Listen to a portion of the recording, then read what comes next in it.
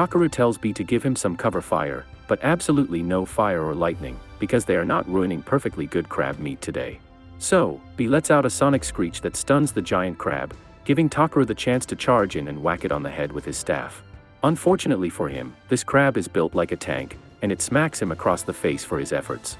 Still, Takaru refuses to back down. When the crab tries to stomp him flat, he rolls out of danger just in time. Seeing an opening, B freezes one of the crab's legs. That sparks an idea. Takaru forms several ice needles and fires them all at once, freezing the entire crab solid like a seafood popsicle. Brolight is amazed at how effortlessly he defeated the monster. Clay, however, is furious. He immediately demands to know why Takaru fought that thing alone. Takaru sheepishly admits he got a little too excited, and also didn't want Clay or Brolight ruining the meat with their dirty weapons. Clay is horrified that Takaru actually plans to eat the demon crab, but more importantly, he reminds him that as his bodyguard, it's his job to fight and protect him. Takaru realizes he has a point and apologizes, promising to rely on him more from now on. Once the lecture is over, they drag the frozen crab away. Dinner prep begins early in this party, and continue mining. They've already collected all the gems in the area, but Takaru thinks there might be an even bigger vein deeper inside. The guide is beyond grateful. Takaru not only defeated the demon plaguing the mine but also uncovered a new ore vein. He has no idea how he'll ever repay him. Later, they all return to the castle, where Zeph receives the report about Takaru's achievements. The king is astonished by everything Zeph hears from Zambo, and to prove it, Zambo asks Takaru to show the king the giant crab he defeated. Takaru hesitates, because, well, it's a massive seafood corpse, but the king really wants to see it. So Takaru opens his item box and drops the enormous crab onto the floor like he's showing off groceries. The king is stunned by its size and immediately declares that such an achievement deserves a reward. Takaru's request: "Can I keep the crab's body?" The king is confused, as any sane person would be, but he allows it. A few minutes later, Takaru and the group walk out of the castle, and both Takaru and B are practically drooling at the thought of the feast awaiting them. Even better, the crab's shell is perfect material for the custom scissors Takaru ordered, so this mission turned out to be a jackpot.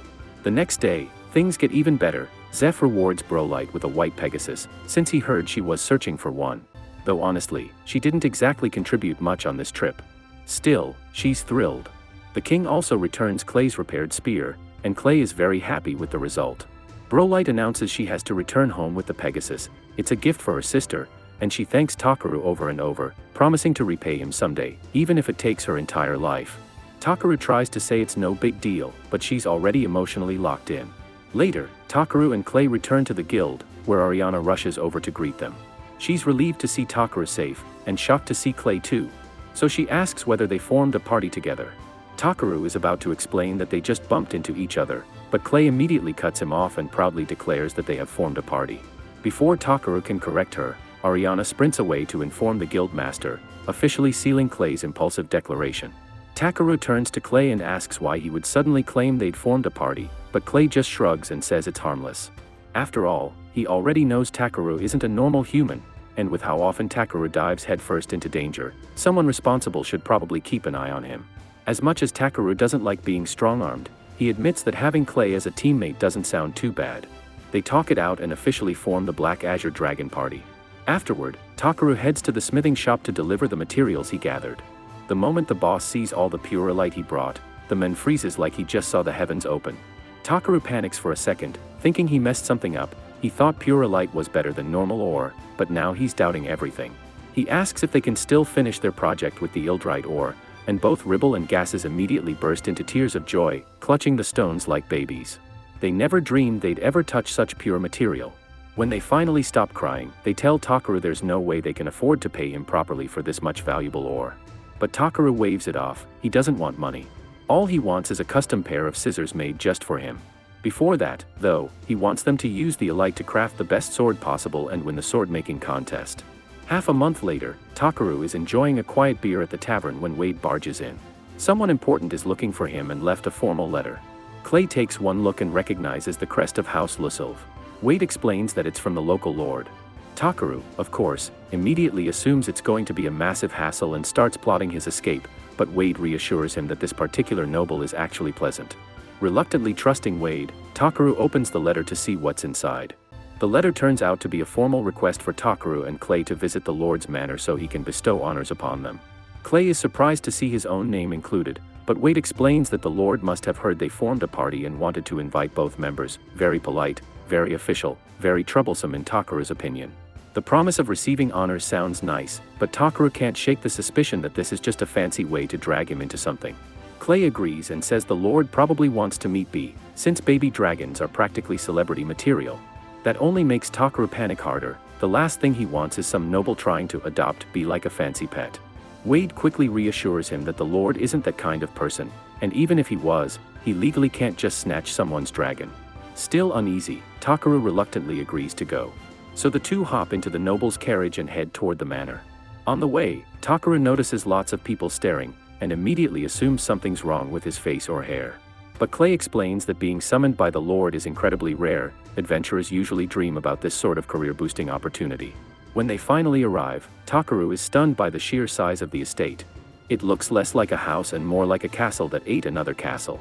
At the entrance, they're greeted by Raymond, the head butler, who politely welcomes them and escorts them inside, straight past the grand foyer. Takara finds a perfectly lined row of maids waiting to greet him, and he's honestly impressed. They're so synchronized they could form their own idol group. As they head toward the staircase, a man walks by, gives them the side eye, and continues on like they're pieces of furniture. Takara decides not to bother. He's met goblins with better manners. A moment later, a little girl comes charging down the stairs and, without a hint of hesitation, demands that he hand over Bee because she wants him. Takara, in full cold and flat mode, tells her that's not happening. She looks genuinely shocked that he's not instantly obeying her. She starts talking about how dragons are noble creatures, and only someone like her deserves to have one, but the way she's talking sounds suspiciously like someone handed her a script 5 minutes ago. While she rambles, Takara checks her status window. Her name is Tyrus, and she's the Lord's daughter. She doesn't seem like a bad kid, just misinformed. So he kneels down and calmly asks her why she thinks she has the right to take Bee. Tyrus gets flustered and explains that Bernard told her all adventurers are lowlives who must obey nobles. Suddenly everything makes sense.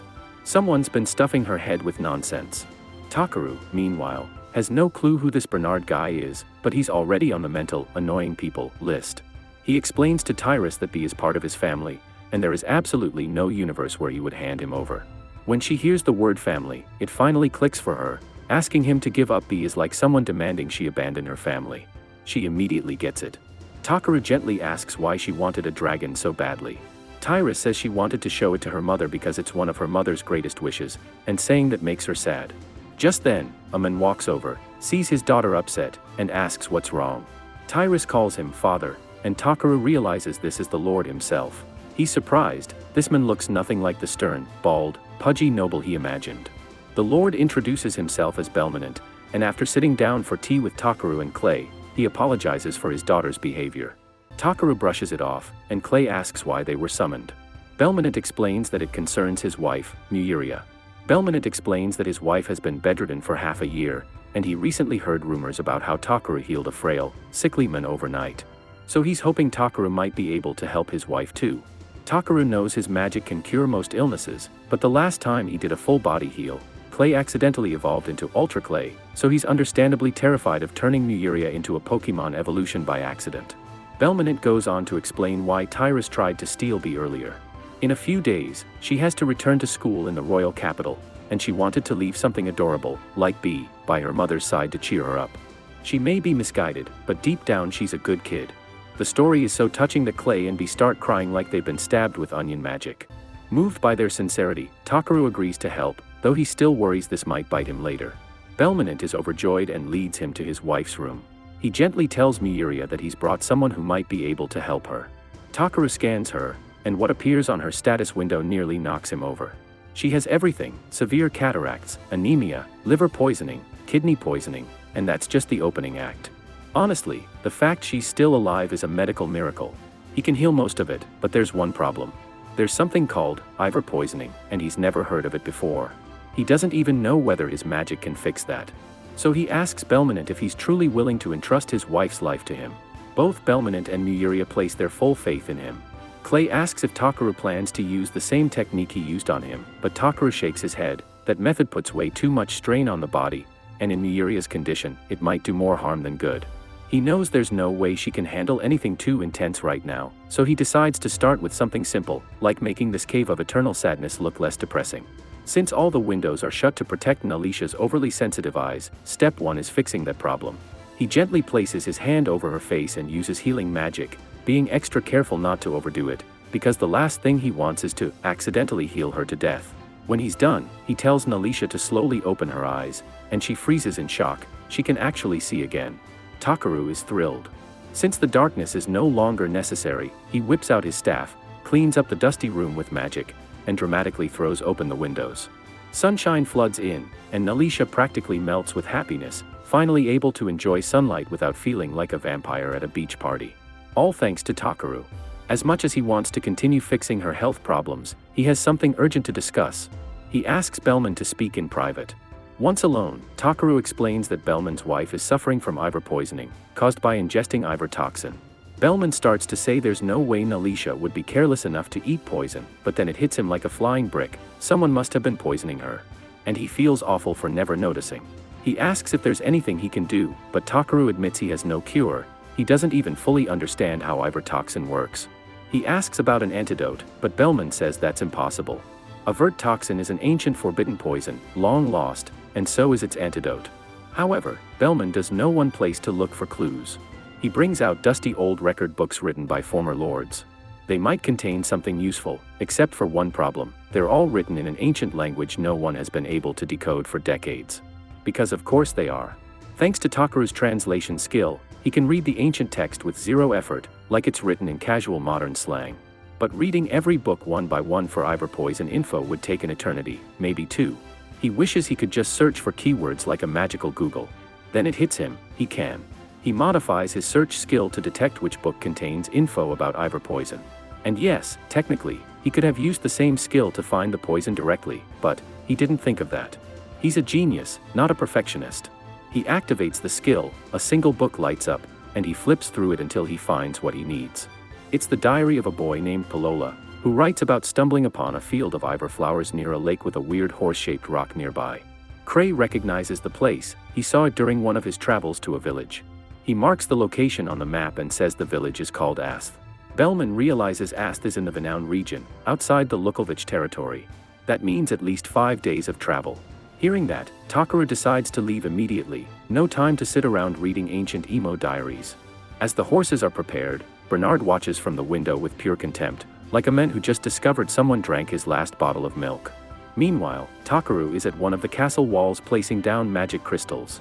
Bellman approaches, confused, and asks what on earth he's doing this time.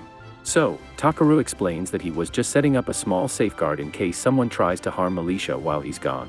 Just then, Tyeris comes running over, out of breath and clearly embarrassed, because she wants to apologize for how she acted earlier. He came all the way here to save her mother, yet she treated him like a walking pet dispenser. She feels awful about it now.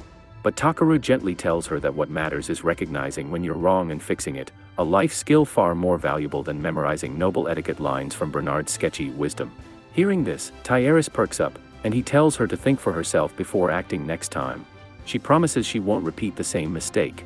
Before leaving, Takaru gives her one last piece of advice: someone might try to convince her that he's an enemy or a fraud. If that happens, she shouldn't answer immediately, she should talk to her father first. Tyeris nods seriously, promising to remember. With that settled, Takaru and Cray head out. To save time, Takaru casts a speed-boosting spell on the horses, turning the journey into a magical version of fast travel. After several days, they reach the village of Asth, only to find a barren wasteland. The last time Cray visited, it was a lush farming village. Now it looks like someone hit the area with a no-rain cheat code. Takaru starts to worry that the lake mentioned in the old diary might have dried up. Cray reassures him, lakes don't vanish that fast. And he's right, sort of. The lake is still there, but the water looks funky, like someone mixed it with swamp soup. Takaru inspects it and immediately senses intentional contamination.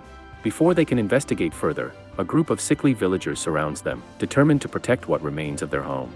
They demand to know why Takaru and Cray have come here.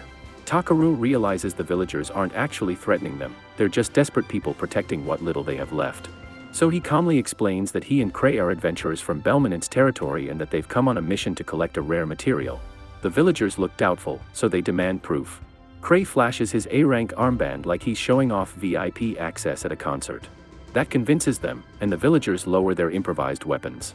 Just as Takaru starts asking if they know anything useful, one boy suddenly collapses. When Takaru lifts him, he notices something alarming. The kid is way too light, practically featherweight. Turning to the adults, he asks if they've been getting enough to eat. Their expressions say it all. Then they explain the situation. About 10 months ago, their lake water suddenly became cursed, and even their well turned undrinkable. With no clean water for crops or drinking, starvation slowly set in. Then a merchant named Ingak showed up, claiming he could help. He wanted a special flower that only grows near the lake, a village secret. Desperate, they agreed to trade 1 flower per month for 60 barrels of water. But that wasn't nearly enough for both drinking and farming, so they've been suffering ever since. After hearing everything, Takaru is certain of one thing. This Ingak guy isn't just suspicious, he's 100% certified villain material. The villagers are stunned, they genuinely believed Ingak was helping them.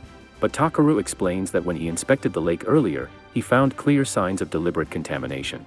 And it's just a little too convenient that Ingak strolled into town right after the water turned deadly. Even if that were pure coincidence, anyone who demands payment in the form of a dangerous toxin is waving more red flags than a parade. The village chief is horrified to realize they've been tricked this whole time. Meanwhile, Takaru is furious. This merchant didn't just poison militia, he also crippled an entire village and left innocent children starving, just to get his hands on Ivor. Takaru vows he won't let Ingak get away with any of this. But first, he needs to help the villagers. He turns to B, asking him to fly up and use spirit magic. B immediately understands the plan, so he takes off and summons thick rain clouds over the entire village. Within moments, refreshing rain pours down, giving everyone clean water at last. But Takaru isn't stopping there. He casts a massive clean spell on the villagers, because after months without a bath, even the trees were judging them. Then he uses repair magic to fix their crumbling homes. Finally, he pulls out a giant pot and whips up a warm meal for everyone. The villagers are beyond grateful, especially the chief. The children, who have instantly become Takaru's biggest fans, happily offer to show him their secret hideout in the woods. Takaru follows the children to their secret base, which turns out to be an old storage shed overflowing with Lita fruit. He's confused. How could the village be starving with this much food lying around? The kids explain that the fruit is so salty it could probably pickle a dragon, and since they had no water to dilute it, it was basically useless. Curious, Takaru bravely tastes one. His eyes sparkle instantly. Sure, it's not edible in its current form, but this could absolutely be turned into soy sauce. Priorities. Meanwhile, back at the mansion, a loud alarm suddenly rings through the halls. Tyeris immediately sprints toward her mother's room, because before leaving, Takaru set up a barrier around Militia, warning that it would activate only if someone approached with malicious intent. Meaning someone is trying to kill her mother right now. She rushes to the room and finds Bernard lingering at the door. Everything clicks at once. Now, a normal person would run for help. Tyeris, however, chooses the confront the possibly murderous suspect head-on route. She asks if he really intends to harm her mother. Bernard denies everything, acting insulted, but Tyeris points out that the barrier only reacts to malicious intent, so he must have been planning something awful. Cornered, Bernard tries to paint Takaru as some greedy adventurer scamming their family for money, but Tyeris refuses to be fooled again. She's learned her lesson. Belmonent soon arrives and immediately understands the situation. But since Bernard keeps insisting he's totally innocent, Belmonent decides to give him a fair trial. Well, as fair as you can be when the suspect is standing outside a poisoned woman's door like a cartoon villain. Bernard's excuse is that Takaru must have lied about the barrier detecting malicious intent. Belmonent isn't convinced, especially since Takaru healed Militia's eyes faster than most people can boil water. Still, if Bernard claims he had no ill intent, he can prove it by drinking the special water he planned to give Militia. Bernard immediately panics. Since the water is laced with Ivor poison, drinking it would be very fatal. His terrified expression confirms everything Belmonent suspected. So Belmonent tosses the water right into Bernard's face. Bernard screams like he's melting, only for Belmonent to sigh and inform him it's just normal water. He swapped the poison beforehand. So, Bernard isn't dying, but he is going to prison for a long time. After dragging him away, the staff search Bernard's room and find a mysterious letter. Raymond brings it to Belmonent, and whatever's written there shocks him to the core. Meanwhile, back in the ruined village, Ingak shows up to collect another batch of Ivor flowers. But the village chief is nowhere to be seen. A local tells him the chief went to guide the adventurers. Oh, and by the way, the villagers have learned that the precious Ivor flowers were being used to make poison. So they won't be selling any more. Ingak realizes his scam is officially over, and his face drops faster than a merchant's profit margin during a clearance sale. ING decides that if the villagers won't hand over any more Ivor, he'll just burn the entire village down and take what he wants like a full-time arsonist, part-time scammer. Meanwhile, Bernard, on his way to prison, starts smiling to himself, because of course he thinks this story still revolves around him. Over by the lake, Takaro scans the ivar flowers and learns they supposedly grow from the tears of a sacred beast. Curious, he asks the chief, who explains that long ago Lord Faulkner, a sacred beast, saved their ancestors from a lake demon. Ever since then, the flowers have kept growing. Takaro hesitates, worried about taking something so meaningful, but the chief assures him that, after saving their village, he's welcome to take as many as he likes. Just as Takaro bends down to happily pluck a flower and celebrate his mission, a villager comes sprinting toward them, shouting that something terrible has happened. They rush back to find the village completely engulfed in flames. Takaro doesn't know the culprit yet, but first things first, put out the fire. He tells B to summon more rain while he and Clay rescue the villagers. Thankfully, no one is seriously hurt. When they ask what happened, a villager explains that Inga showed up demanding more ivar. But now that they know it's poisonous, they refused, and Inga threw a tantrum so big he practically exploded into chaos and fire.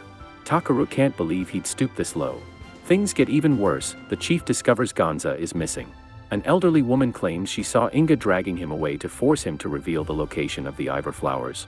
Furious, Takaro immediately uses search magic and locates Gonza and Inga hiding in a fort near the lake. Takaro and Clay mount their horses and head straight for the fort. The chief tries to warn them that confronting Inga alone is too dangerous, but Takaro assures him there's nothing to worry about. He has a strong A-rank adventure with him, so rescuing Gonza will be a piece of cake. When they reach the fort, B scouts ahead and reports back that Inga and his men are throwing a party. Clay is furious. The idea that they can burn down a village, kidnap a child, and then celebrate sends him over the edge, and he begins to transform from pure rage. But Takaro quickly tells him to calm down. Charging in recklessly will only put Gonza in danger. Clay realizes Takaro is right and apologizes. Then he asks the obvious question: how are they supposed to infiltrate the fort without being spotted?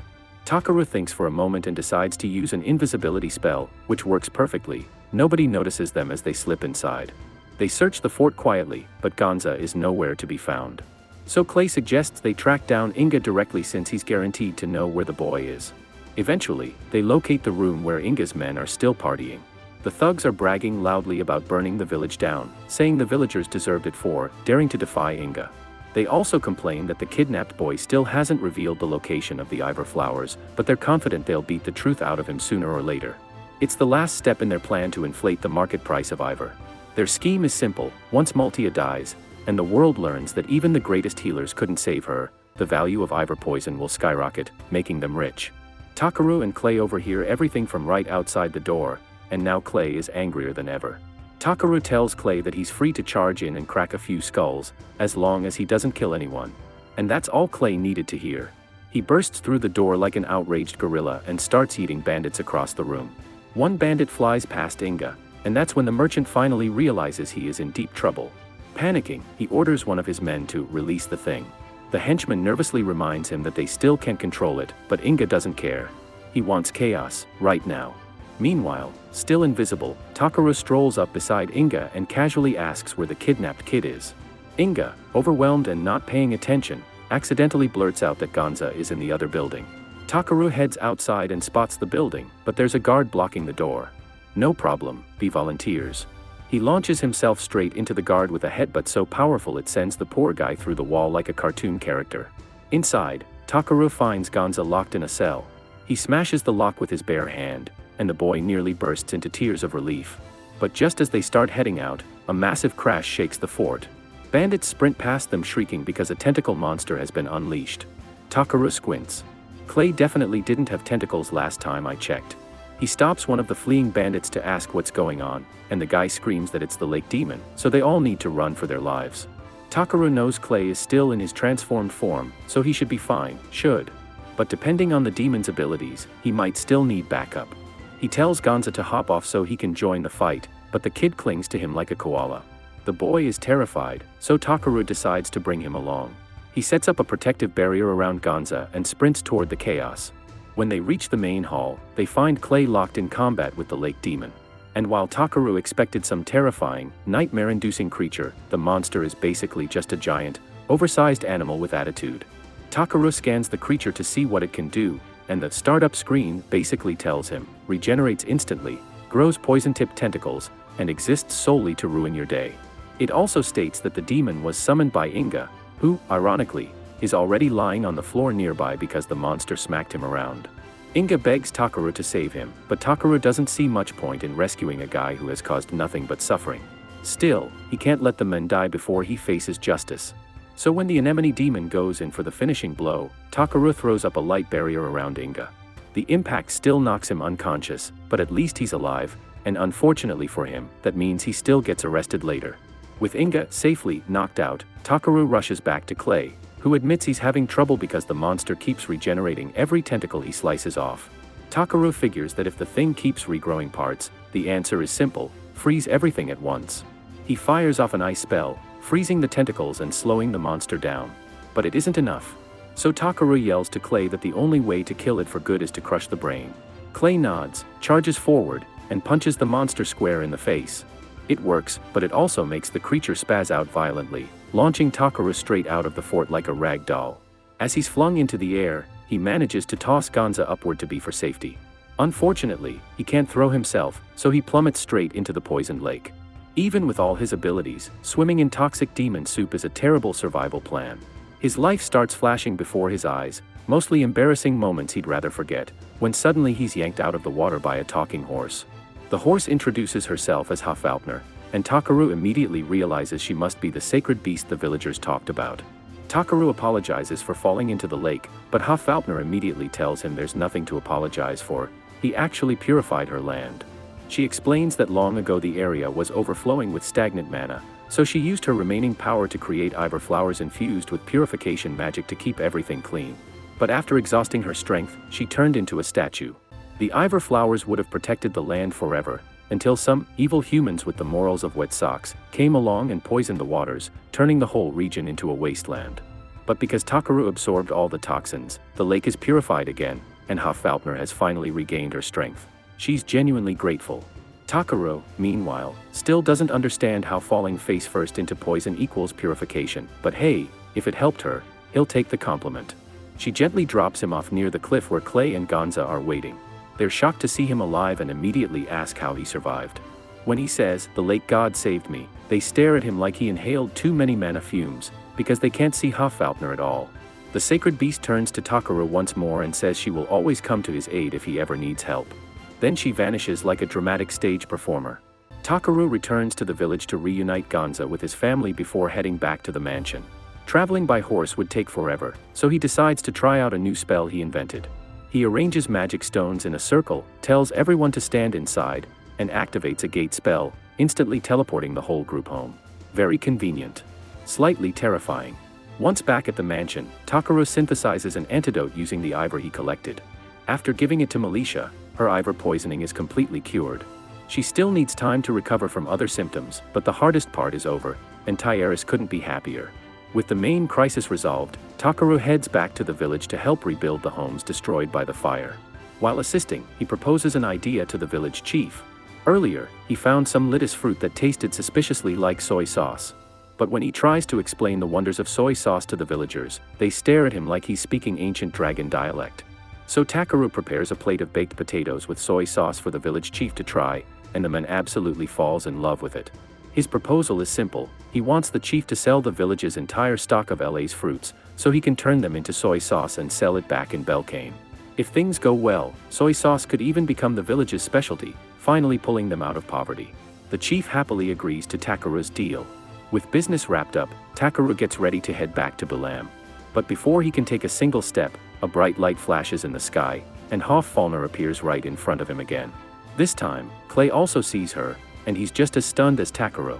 After all, no one expects to casually see a sacred beast on a Tuesday afternoon. Takaru asks Hafalpner why she's here, and she explains that she got bored living by that lake for so many years. Since Takaru seems like an interesting human, which is a polite way of saying chaos magnet, she decides to accompany him on his journey. Then, with the confidence of someone who knows they're the main character, she transforms into a beautiful woman. She proudly announces that Takaru is free to ride her anytime he wants, because she is the greatest steed in the entire world. She can't wait to see what he does next.